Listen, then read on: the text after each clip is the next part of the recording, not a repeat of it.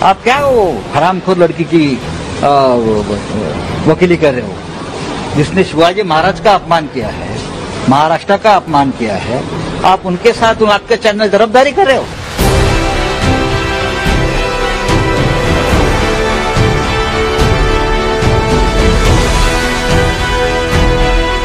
संजय राउत जी, आपने मुझे कहा कि मैं एक हरामखोर लड़की हूँ। आप एक सरकारी मुलाजिम, एक मंत्री, आप तो जानते ही होंगे कि इस देश में हर दिन में, हर घंटे कितनी लड़कियों के बलात्कार होते हैं, कितनी लड़कियों का शोषण किया जा रहा है, उनकी बॉडीज काट के ऐसी डाल के फेंक दी जा रही है, उनकी काम की जगहों पे उनको गालियां दी जा रही है, उनका अपमान किया जा रहा है। और आपको पता है इसका जिम्मेदार कौन है? इसका जिम्मेदार है ये जो मानसिकता आपने, जिसका भौंडा प्रदर्शन पूरे समाज के सामने, पूरे देश के सामने किया है, वो मानसिकता इसकी जिम्मेदार है। कंगना रनौत बामुकाबला शिवसेना। भारतीय शिद्दत पसंद जमात शिवसेना अपनों के हाथों ही मात खाने लगी। सियासत चमकाने के लिए कोई नहीं मिला तो अपने ही हम वतनों पर वार शुरू कर दिए। मगर इस बार एक सिन्फे नाजुक हसीना ने भी शिवसेना को धूल चटा दी।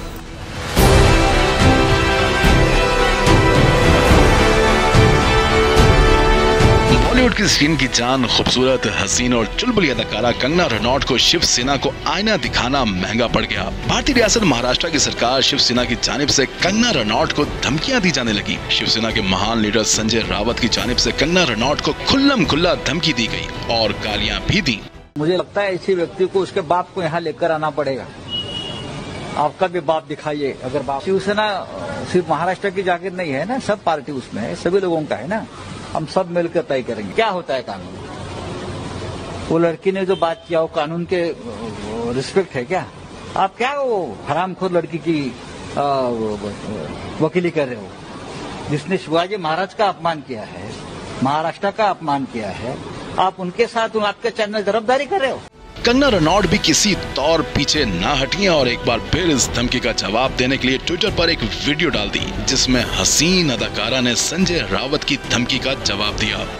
जब आमिर खान जी ने कहा था मुझे इस देश में डर लगता है, तब उनको किसी ने हरामखोर नहीं कहा। या जब नसीरुद्दीन शाह जी ने कहा था, तब उनको किसी ने हरामखोर नहीं कहा। जो मुंबई पुलिस की मैं तारीफ करते हुए नहीं थकती थी। आप देख लीजिए मेरे पुराने कोई भी इंटरव्यू। आज जब वो पालघर की लिंचिंग में साधुओं को के सामने वो कुछ नहीं करते हैं, खड़े रहते हैं, या एक लाचार बात जैसे कि सुशांत के पिताजी उनकी FIR नहीं लेते हैं, मेरी स्टेटमेंट नहीं लेते हैं, तो इस प्रशासन के चलते हुए अगर मैं उनकी निंदा करती हूँ, ये मेरी अभिव्यक्ति की आजादी है, मैं उनकी निंदा करती हूँ। संजय जी, मैं आपकी निंदा करती हूँ, आप महाराष्ट्र नहीं हो। आप ये नहीं कह सकते कि मैंने महाराष्ट्र की निंदा की।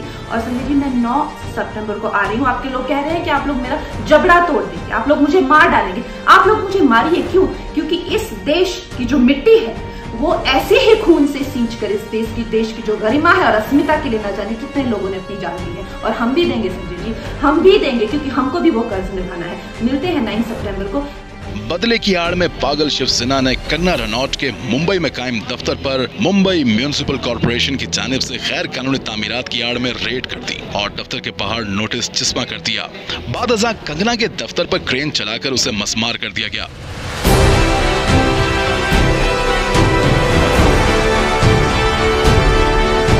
इसके बाद बॉलीवुड हसीना एक बार फिर ट्विटर पर जलवागर हुई और शिवसेना उद्धव ठाकुर को पैगाम दिया कि तुम्हारा गुरूर और तकब्बुर जल्द टूट जाएगा।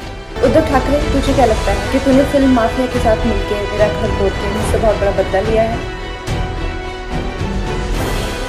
आज मेरा घर टूटा है, कल तेरा घमंड टूटेगा। ये वक्त का पहिया है, याद रखना, हमेशा एक जैसा नहीं रहता। और मुझे लगता है कि तुमने मुझ पर बहुत बड़ा एहसान किया है, क्योंकि मुझे पता तो था कि कश्मीरी पंडितों पे क्या बीती होगी। आज मैंने महसूस किया है।